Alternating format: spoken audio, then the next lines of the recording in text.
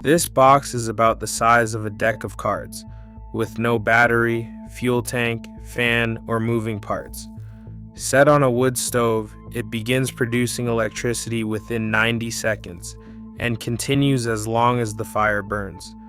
The parts cost around $30. During a winter outage in northern Minnesota, it kept a phone, radio, and LED lights running for 9 nights, using only waste heat from an existing stove.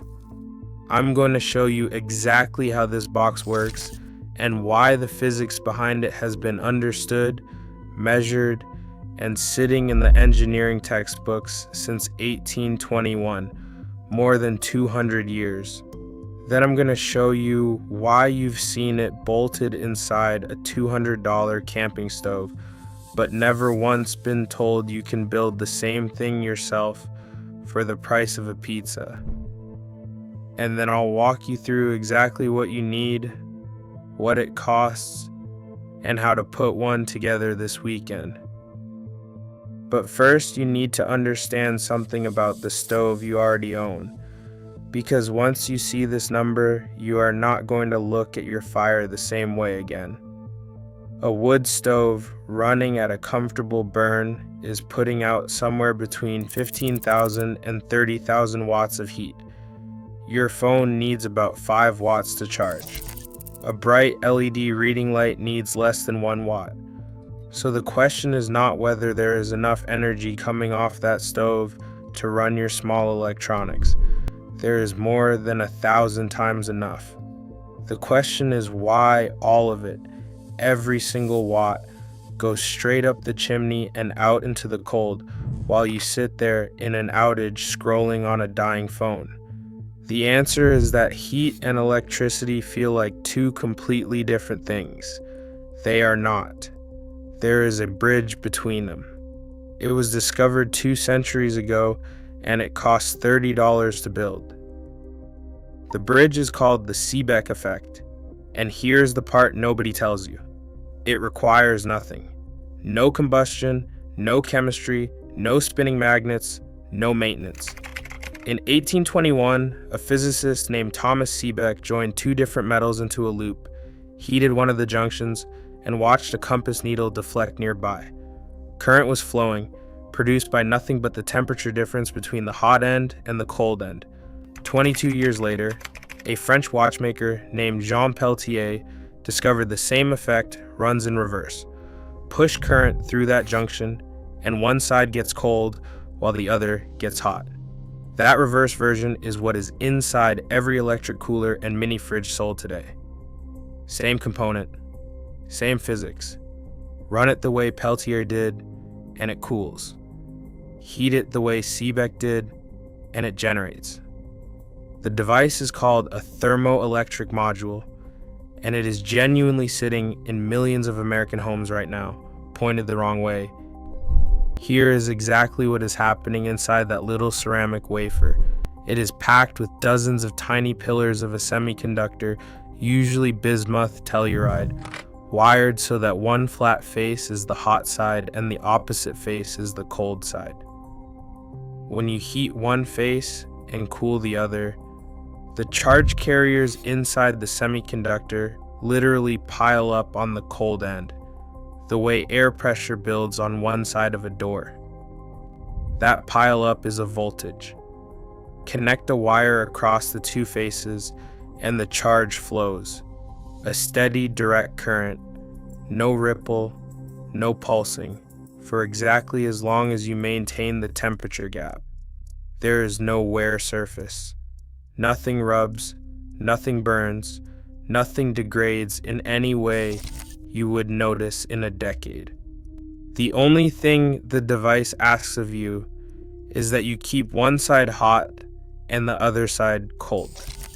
The whole engineering trick, the entire reason this is harder than it sounds, comes down to those 4 words: keep one side cold. Because the module does not care how hot your stove is. It cares about the difference between its 2 faces. The voltage it produces is directly proportional to that gap. A 40-degree difference gives you a trickle.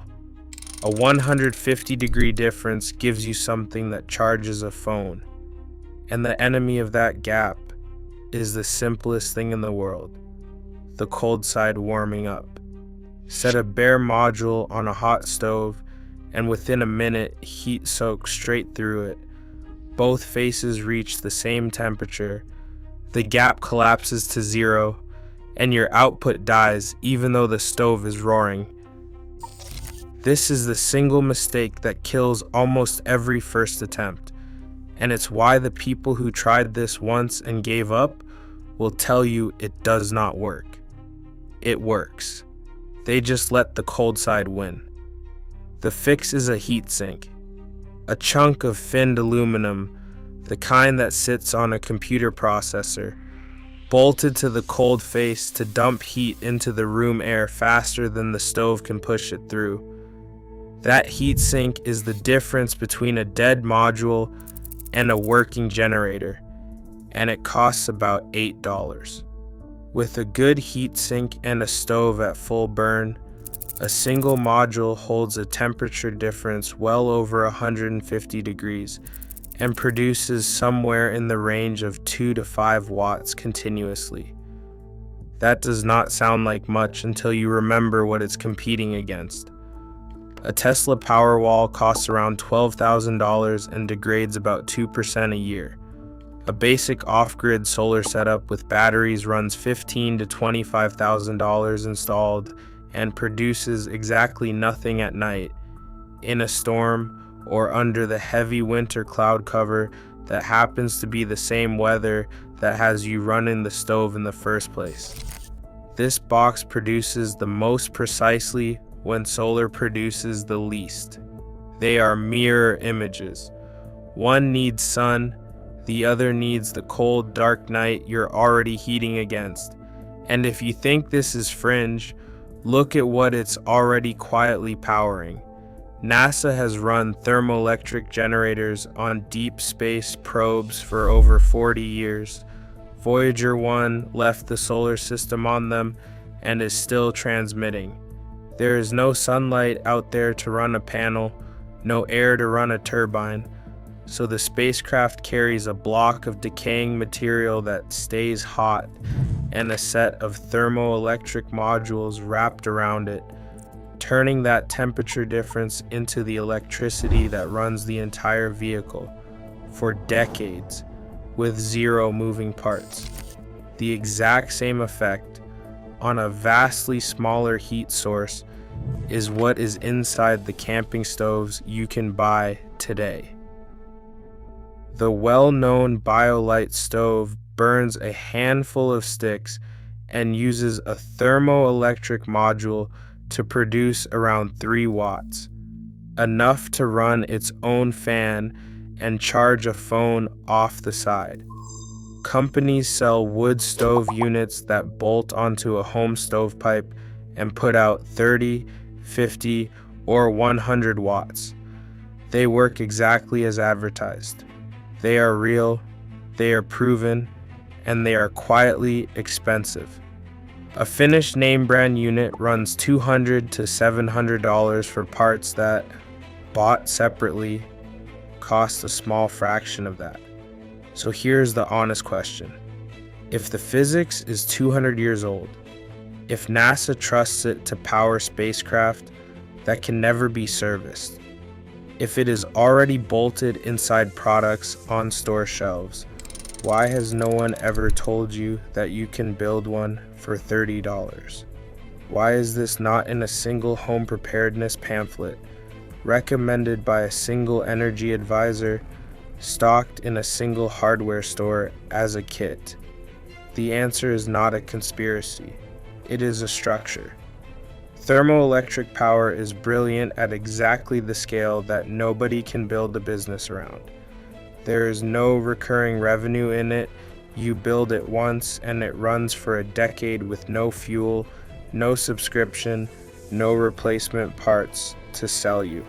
It does not fit a utilities model because there is no wire to meter and no monthly bill.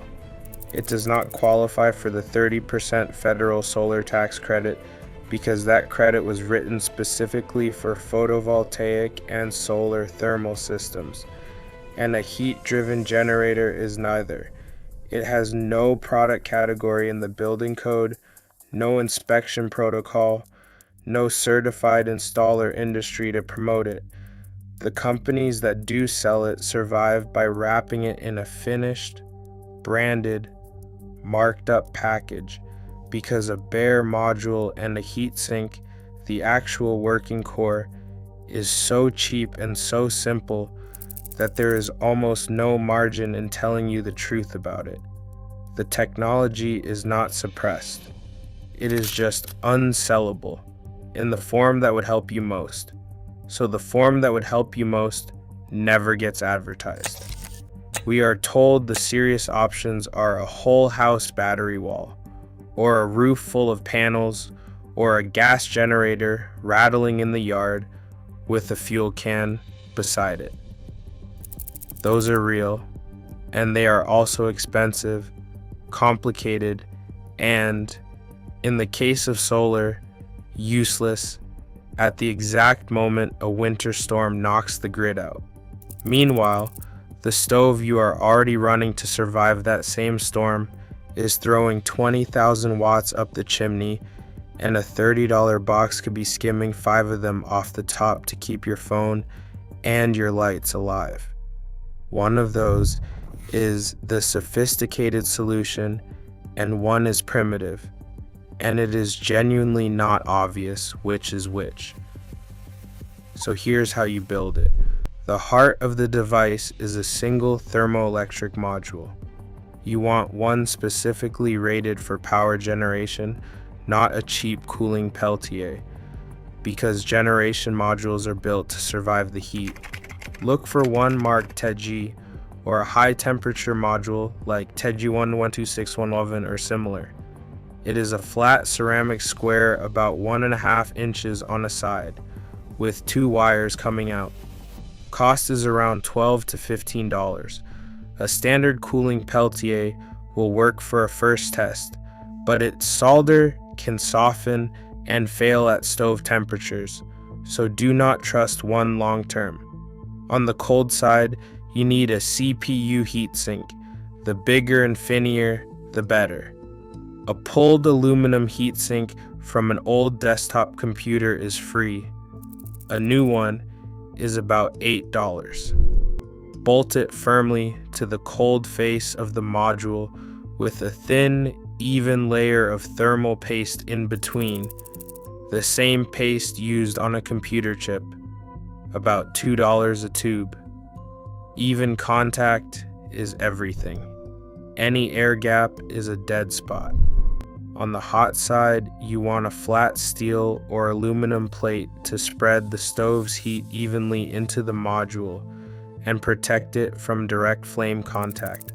A thick steel mending plate or a small block from the hardware store costs $2 to $4. The module sits sandwiched between the hot plate below and the heat sink above, clamped together so both faces make tight, flat contact. Spring tension is better than rigid bolts here, because the metal expands as it heats. A couple of screws with springs under the heads, about $1, keeps the pressure constant without cracking the ceramic. The raw output of a single thermoelectric module is low voltage direct current that fluctuates as the temperature difference changes and as the load varies, so it cannot be connected directly to a phone or other USB device. Instead, it needs to pass through a small boost converter or USB charging regulator module, typically a compact circuit board about the size of a postage stamp, which stabilizes the irregular 1 to 3 volts coming from the module and converts it into a steady 5-volt USB output. These converter boards usually cost around $2 to $4 and are the key component that turns an experimental setup into something that can actually charge real electronics. The wiring is straightforward in concept. with the two leads from the thermoelectric module connected to the input terminals of the converter and a USB port or socket connected to the output side. That simple chain is effectively the entire functional circuit, with the converter acting as the essential bridge between unstable thermal electricity and usable, regulated power. So your full bill of materials: thermoelectric generator module, $12 to $15, heatsink, free to $8, thermal paste, $2, hot plate, $2 to $4, springs and screws, $1, boost converter, $2 to $4. You land right around $30, and most of that you may already have in a junk drawer. One real warning is that the hot side of this device reaches true stove level temperatures, often in the hundreds of degrees, so the build must assume constant burn risk, not casual handling, meaning the hot plate should be fully shielded so it can never be touched or bumped. The unit must be mounted in a stable position where it cannot tip into the room or shift while heating, and the cold side heatsink must always remain completely unobstructed because its only job is to dump heat into the air, and if that airflow is blocked, the temperature differential collapses, heat saturates the module, and the entire stack can overheat and permanently fail. It is also important to stay grounded about what this system actually is, because it is not a high power solution, but a low output trickle generator that typically produces only a few watts under real conditions, which is enough for charging a phone slowly, running a small radio, or powering LED lights through the night, but it will never scale to heavy appliances like refrigerators or heaters. And any claim that a single device like this can run a home is a misunderstanding of energy scale that ignores the gap between watt level generation and kilowatt level demand. But within its limits, this is one of the most reliable pieces of off-grid hardware you can own. It has no battery to degrade over time, no fuel tank to refill, no solar panel to clear of snow, and no moving parts that can wear out or break. If there is a source of heat and a temperature difference across the module, it produces electricity. The simplicity is what makes it so dependable. What makes thermoelectric generation especially useful is that it often performs best when other backup systems are struggling. Cold winter weather improves the temperature difference between the hot side and the cold side of the module, increasing efficiency. That means some of the best operating conditions occur during the same storms and freezing nights when grid failures are most likely and solar panels are generating little or no power. The technology itself is anything but new. The thermoelectric effect was discovered more than 200 years ago and is still trusted in some of the harshest environments imaginable. Variations of the same principle have powered spacecraft traveling billions of miles from Earth, where reliability matters more than peak output. Perhaps the most remarkable part is the cost. For roughly $30 in parts, you can turn a small portion of the heat already being produced by a stove into useful electricity. The fuel is not something extra you have to buy. It is energy that would otherwise disappear up the chimney as waste. So here's what I'd like to know.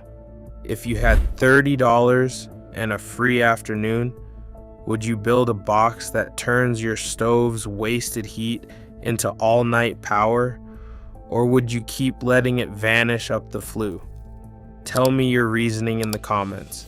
I read them. A lot of what this channel covers runs outside the system you've been sold. Not because it doesn't work, but because nobody can bill you for it. If quietly building real energy independence is something that matters to you, subscribing is the simplest way to make sure the next build finds you. Found something surprising today?